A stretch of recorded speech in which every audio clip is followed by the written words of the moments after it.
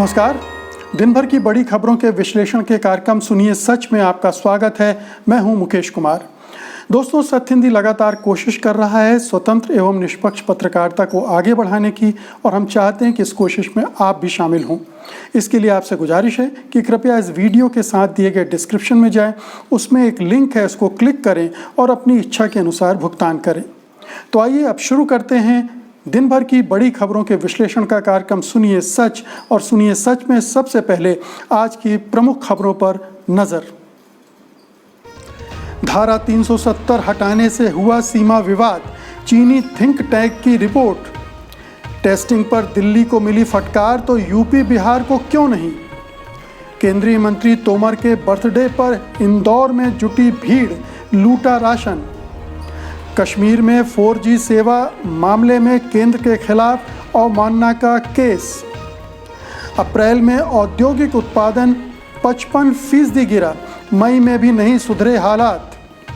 और आइए अब बड़ी खबरों के विश्लेषण का सिलसिला शुरू करते हैं। सबसे पहले आज की सबसे बड़ी खबर लेते हैं।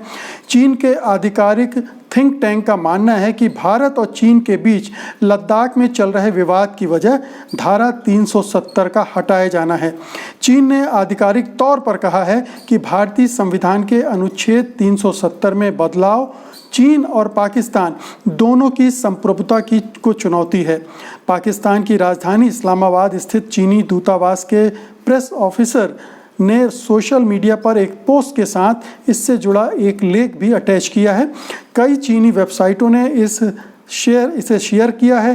प्रेस ऑफिसर वांग जियाफेंग ने ट्वीट करके भारत पर आरोप लगाया कि कश्मीर की स्थिति को एक तरफा तौर पर बदलकर भारत ने चीन और पाकिस्तान की संप्रभुता को चुनौती दी है। चीन भारत रिश्तों को पेचीदा बना दिया गया है।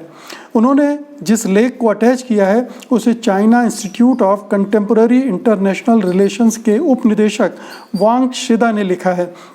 ये संस्था चीन की थिंक टैंक है और सीधे तौर पर आंतरिक सुरक्षा मंत्रालय से जुड़ी हुई है, लेकिन इसके अध्ययन का क्षेत्र मुख्य रूप से सुरक्षा है। वांग शिदा ने इस लेख में लिखा है कि पिछले साल अनुच्छेद 370 को खत्म किए जाने के बाद जब पहली बार विदेश मंत्री एस जयशंकर बीजिंग आए थे तो चीनी अधिकारियों ने बहुत ही कड़े शब्दों में ये मुद्दा उठाया था।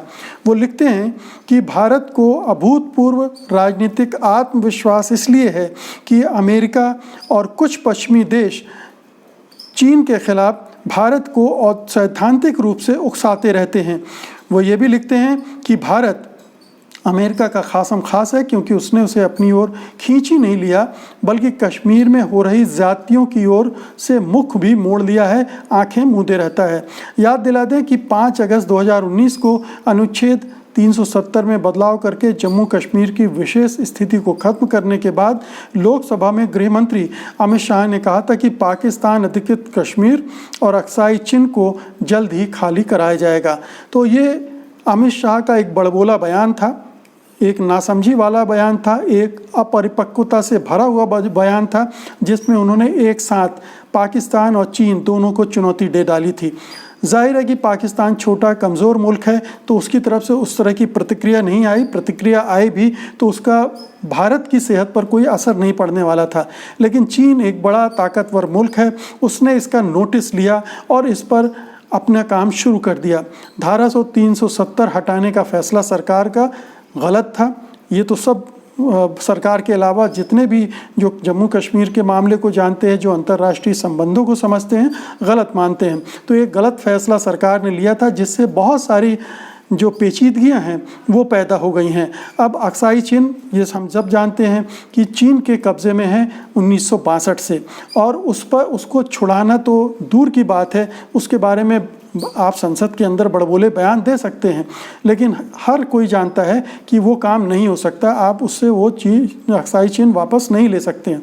तो आपने चीन को भड़काने वाला काम किया और जिसकी वजह से एक स्थिति ऐसी निर्मित हो गई है जहाँ पर चीन ने हमारे 60 किलोमीटर इलाके पर कब्ज़ा कर लिया है, वो उसको छोड़ने को तैयार नहीं है।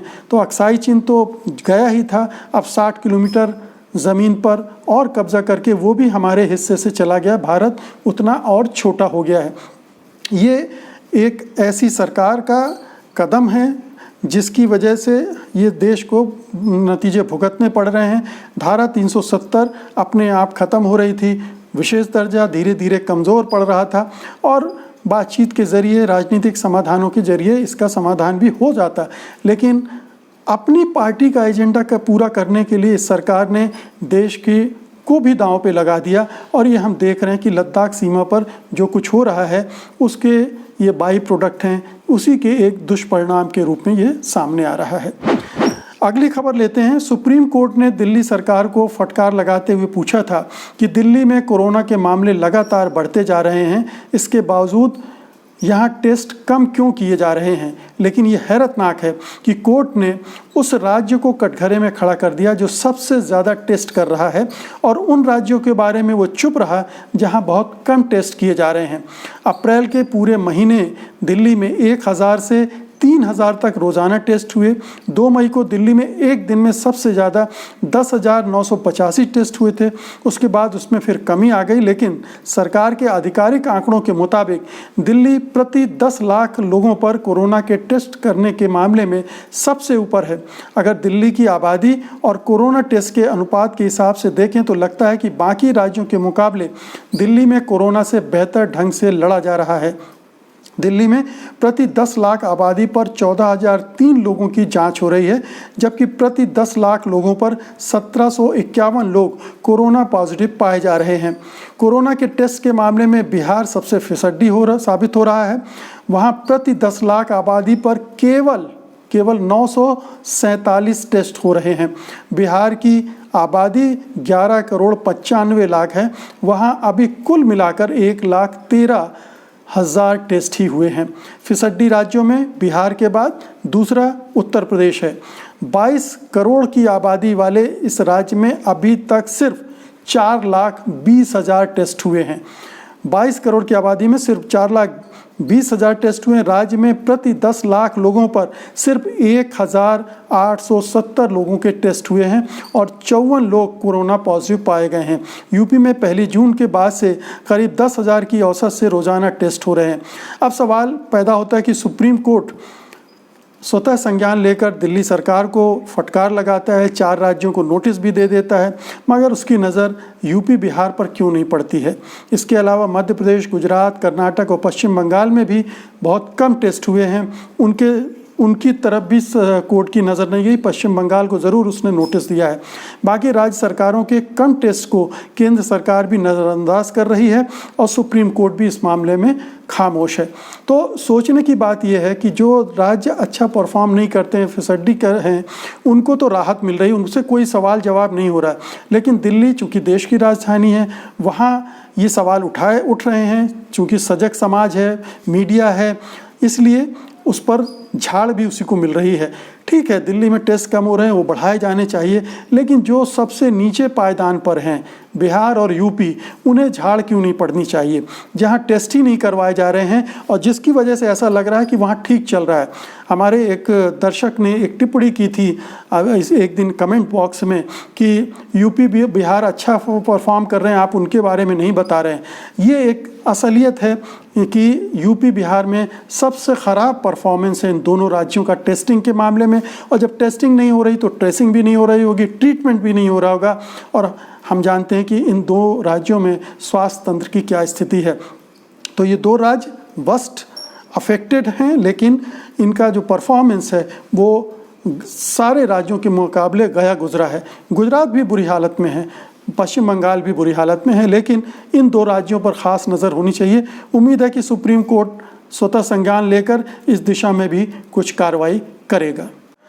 और आइए अब अगली खबर का रुख करते हैं, लेकिन एक गुजारिश आपसे करना चाहूँगा कि आप जो भी खबरें देख रहे हैं उनके बारे में अपना फीडबैक, अपनी टिप्पणी, अपनी प्रतिक्रिया कमेंट बॉक्स में दर्ज कराते हुए ज़रूर चलें।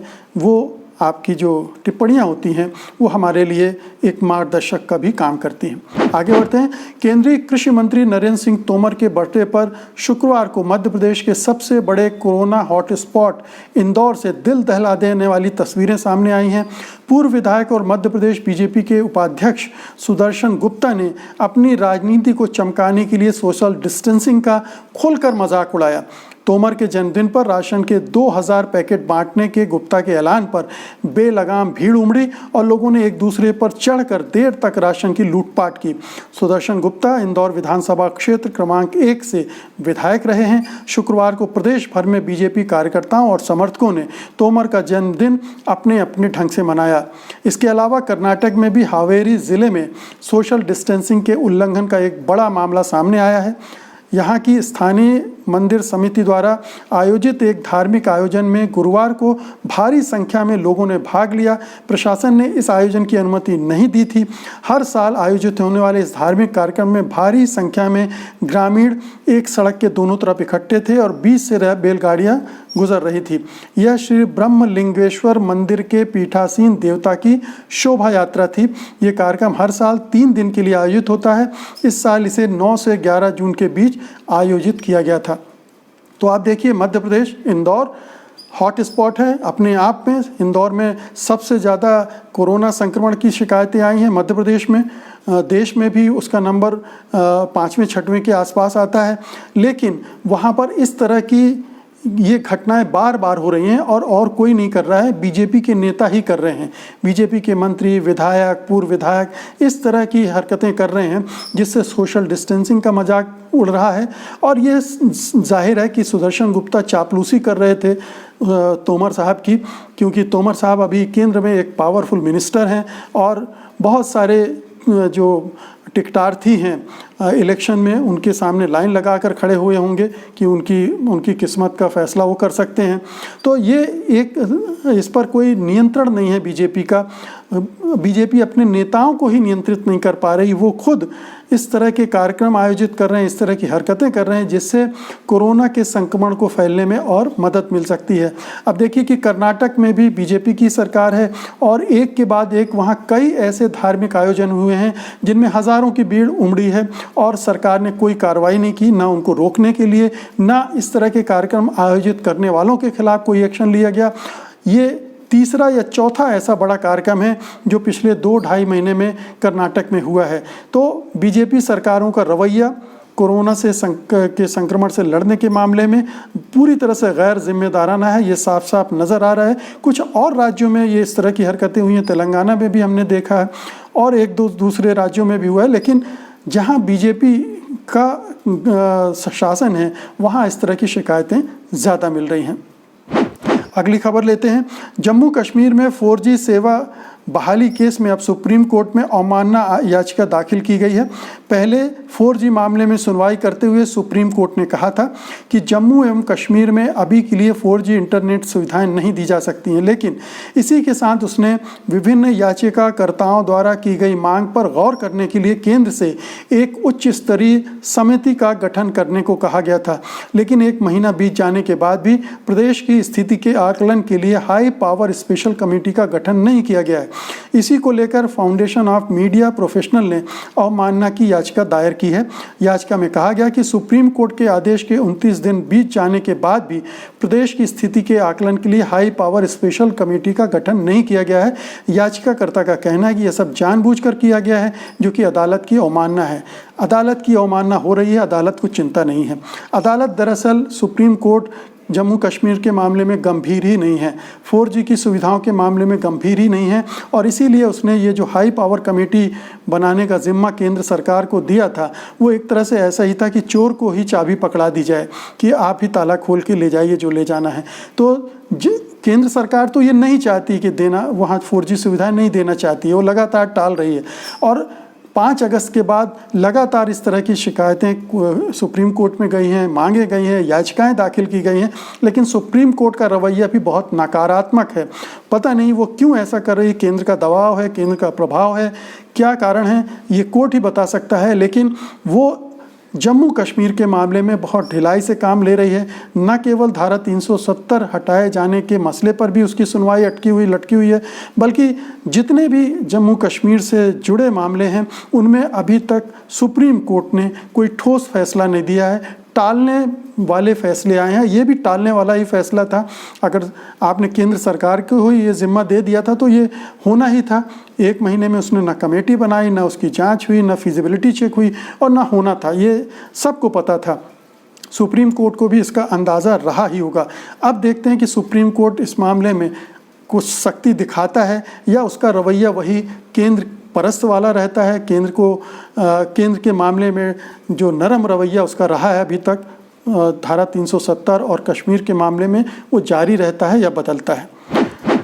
अगली खबर लेते हैं। लॉकडाउन की वजह से अप्रैल महीने में पूरे देश में औद्योगिक उत्पादन आधे से भी कम हुआ, क्योंकि ज़्यादातर इकाइयों में उत्पादन शून्य रहा। शुक्रवार को औद्योगिक उत्पादन सूचकांक के आंकड़ों से पता चला है कि अप्रैल में उत्पादन में 55.50% की कमी आई। इसके पहले यानी मार्च में औद्योगिक उत्पादन में 16.70% की गिरावट दर्ज की गई थी। इससे साफ है कि अप्रैल जून की तिमाही का सकल घरेलू उत्पाद यानी GDP बुरी तरह से गिरेगा, क्योंकि अप्रैल मई में औद्योगिक उत्पादन लगभग पूरी तरह ठप हो गया था। जून में स्थिति में बेहद मामूली सुधार दिखा है, पर अभी भी उत्पादन ने पूरी गति नहीं पकड़ी है। सरकार ने कहा कि अप्रैल के उत्पादन की तुलना पहले के किसी महीने से नहीं की जानी चाहिए, क्योंकि ज़्यादातर इकाइयों ने बताया कि इस दौरान उत्पादन नहीं हुआ है। केयर रेटिंग्स का कहना है कि अप्रैल में उत्पादन में कुल मिलाकर 35 से 40% की गिरावट देखी गई। ये 2011-12 IIP सीरीज में सबसे बड़ी गिरावट है। लॉकडाउन का सबसे गहरा असर मैन्युफैक्चरिंग सेक्टर पर पड़ा।